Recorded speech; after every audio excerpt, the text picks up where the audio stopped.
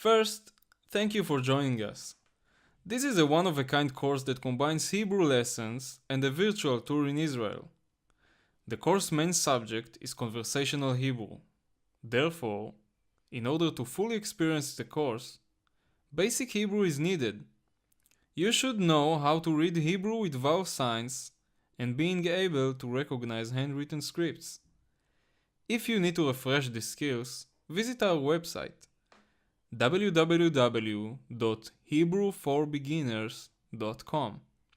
Under the media section, there are Hebrew alphabet, Hebrew vowel signs, and Hebrew handwriting lessons, which are given for free, and should be enough to enjoy this course.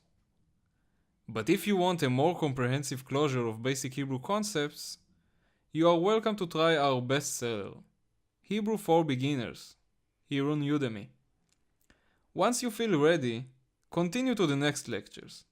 Don't worry, we are not going anywhere.